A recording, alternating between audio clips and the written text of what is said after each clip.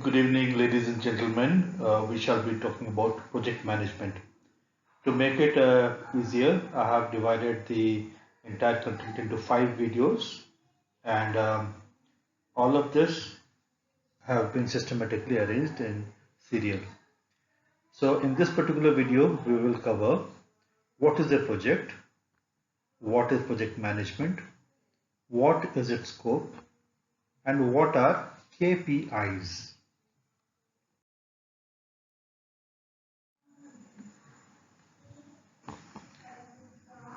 So I require to thank Mr. R.K. Chatwal, who has been an ex-senior colleague of mine. I have used his book, Hotel Facility Planning, to illustrate the concepts of facility planning, and all the contents are actually his credit.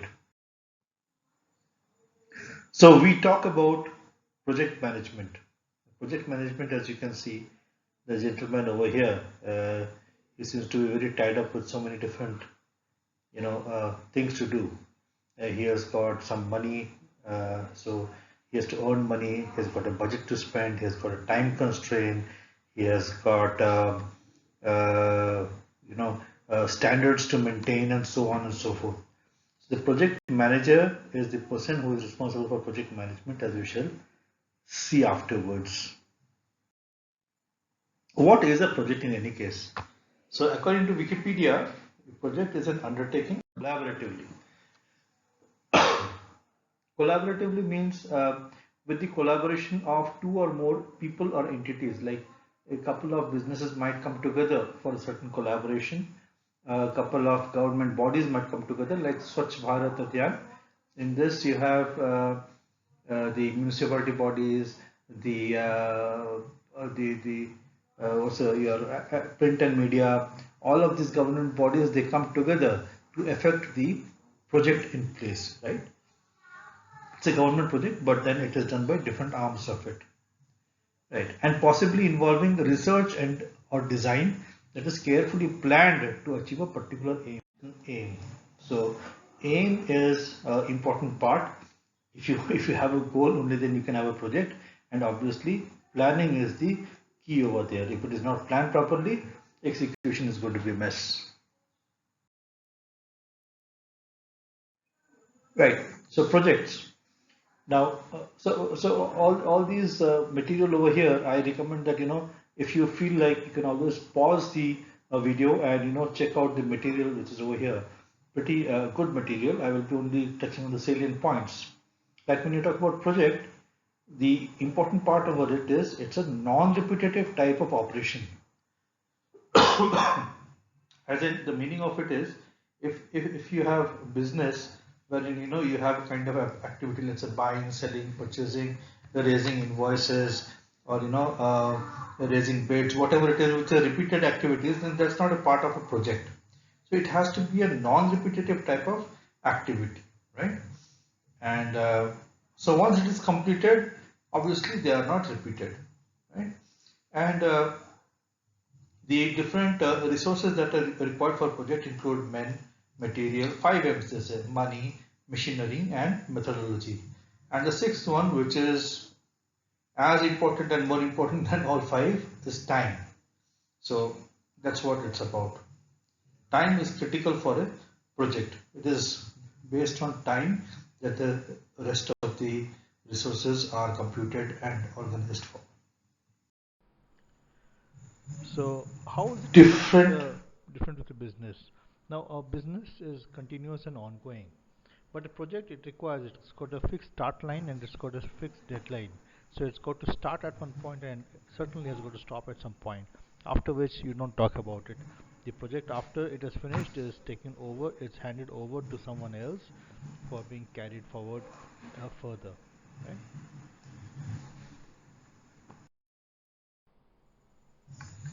Let's look at project management. Project management is the process of managing, allocating, and timing the availability of resources. What are the resources? We have talked about the 5 M's to achieve desired goal of a project, right?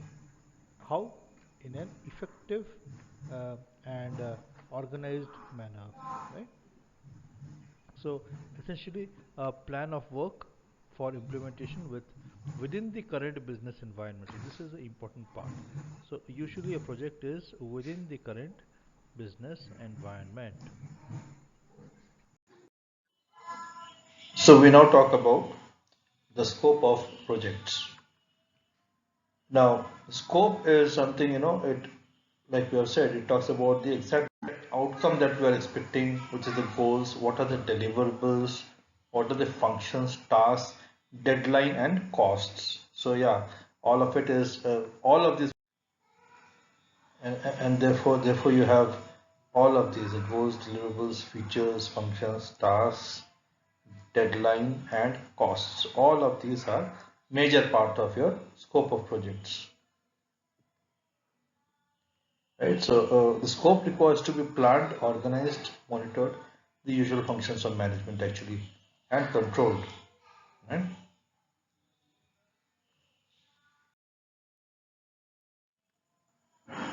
Continuation scope of project. So scope of project, how is it made up? I mean, what are the stages to arrive at scope of project? The scope of project, or the scope management.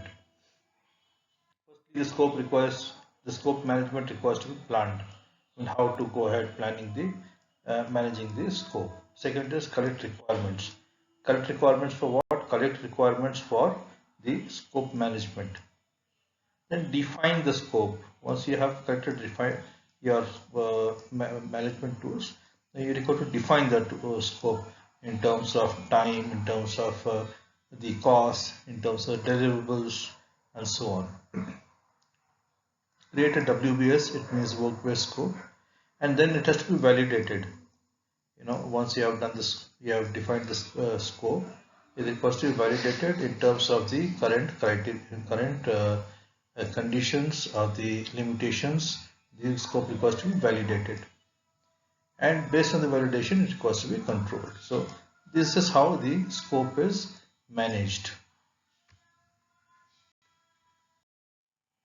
Objectives of project management. Okay, so all projects share some common characteristics over here, that all the ideas and activities are directed towards a goal or an event. Not only a goal and event, it is about usually a new goal. It is not something which is regular. So it's about a new goal or an event. Right?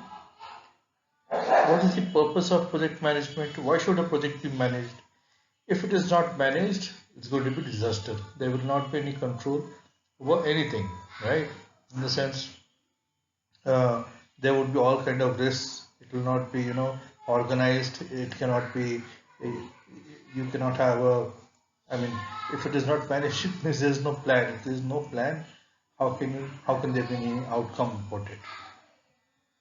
So objectives that you need to manage a project require to be SMART. So SMART, as you can see, is an acronym over here, where S stands for specific. So obviously, one requires to have what is it that we plan to do, right, about the project. So when you talk about specific objective, it could also be termed as specific outcomes, right? With the word specific, it leaves out all the chance of it being vague. No scope for vague. The rest are smart. Second, the M stands for measurable. So unless it's measurable, it becomes difficult to quantify things, or to, I mean, you cannot simply say we changed so and so performance for good, or we built a good road. Uh, it has to be specific. We built a road, and you record to talk about how many kilometers long was it, or what is the breadth of it, or you talk whatever the other parameters are there. It has to be measurable. If it is not measurable, it is once again vague. Therefore, uh, as a part of SMART, the M part of it, the the uh, the objectives of project management, they require to be measurable. The A is achievable part of it, and R is the realistic part of it, which are pretty self-evident. I mean, don't set up goals which are not achievable or which are not realistic, and T stands for time bound. So if it is not time bound, you cannot have a project going on forever and ever and ever. You require to give a deadline to everything. For every phase to happen, there has to be a certain time frame, right? Now, how do you know a project has done well? It is in terms of what is called performance, right? So if a project has been delivered well, the performance is measured in terms of key performance indicators. So key performance indicators, right? And then this key performance indicators, they are there are certain measurement patterns and how a person. Now let's say if a person is good in math, how would you know he's good in math? So you look at whether the person's score is good, how fast can he solve the problem, and so on. Similarly, with the so-called KPIs, there are certain right. So based on the KPIs, the resources are allocated, right? And based on the performance of these KPIs, management could declare incentives or even dish out punishments. For example, contracts. Now typically, even when in Hyderabad you have a body like L&T, which is granted given a project of making, let's say, a flyover, or for that matter, a metro rail construction, or any of these large projects. What happens typically? You are given certain parameters. You require to have so much done by so and so date, and then again the rest of it by so and so date. And for performance of all of these, there are certain punishments if it is not, certain penalties to be paid by the contractor if it's not met within certain date. And yes, there are incentives also if it is done by a certain date, so or before a certain date. So KPIs are a powerful management tool to bring about your success of the performance of the project. Now, four KPIs is what we'll be studying about. The first of them is the return on investment. So return on investment is calculated as it is the gain on investment minus the cost of investment. Now, looking at it in a way, it is you could say it is the profit on investment. I mean that's what it means. So gain is what is it that the organization tends to gain out of the investment, and yeah, what is it that it has cost the organization. Now that's what. So in short, the profit on investment with respect to the cost of investment, the ratio of that is called the ROI. The gain on investment. Let's say you have created a value addition of 1.5 crores to the company by completing a part of the project, and the cost of that project was 1 crore, right? Of that part of the project. Let's say it is phase 2. Up to phase 2 of the project has been completed. To complete up to phase 2, we have companies invested 1.5 crores, sorry, invested 1 crore, and it has gained 1.5 crores. Therefore, the difference between these two is 1.5 minus 1, which is 50 lakhs, right? So you have 50 lakhs which has been gained. Now the ratio of the amount which is net amount which is gained to the net amount which is invested, it is called the ROI, right? So over here you have ROI which is 50%. CPI stands for the cost performance index. So cost performance index is about how efficiently the project funds have been utilized, and this is the ratio of the earned value of the project, right? The earned value of the project to the actual cost of the project. Now, let us say if you are in phase 3 of the project, and by now the earned value of the project is 1.7 crores, 1.7 crores, and the actual cost till now has been, let's say, 1.3 crores. So the ratio of this, which is the ratio of the earned value to the actual cost of the project, is as you can see 1.7 is greater than 1.3. So it is a ratio of this is greater than 1, right? So it means your project is pretty much on track. Now what would happen if instead of 1.7 the earned value was just about 1.2? It means the CPI is less than 1, which means the project, so we are heading for what is called a project overrun. In terms of the budget, you are likely to overrun, because to create a value of 1.2, if we have ended up spending 1.3 crores, obviously you're going to require much more funds for your completing the balance of the project.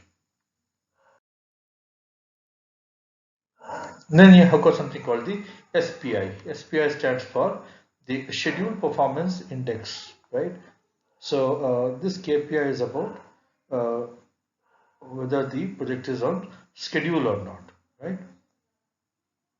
Schedule. That is the key point over here. So 5 crores and the planned value was also 2.5 crores, which is earned value equal to planned value. It means you are going as per plan, right?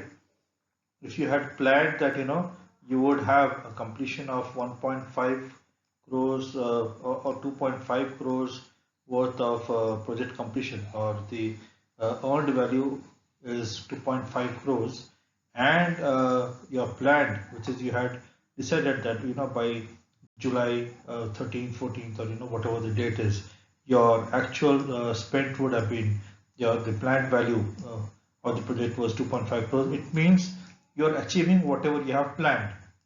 Earned value is equal to planned value, means whatever you have planned, you have actually achieved. What else could happen? You might achieve more. Let's say if you have achieved 2.7, it means you have achieved more than what you have planned, right?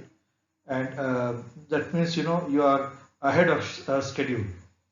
So you would be finishing before time perhaps, right? And if it is less than 1, let us say your actual earned value is only 2.4 and your planned value was 2.5, in that case you are behind schedule. So this is the importance of what is called your SPI, or the schedule performance index.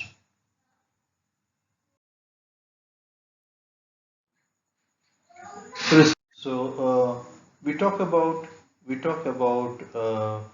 the capacity of or the number of resources which. So when you talk about number of resources which have been utilized, number of people is what we are talking about. Let us say, for example, if the project utilizes 70 people, right? Now, now as we know that project is nothing but part of a business. So these 70 people may not be working full time into the project. It's quite possible that they're working only part time, only 4 hours in a day is what they can give. They have the other normal day-to-day work to be done.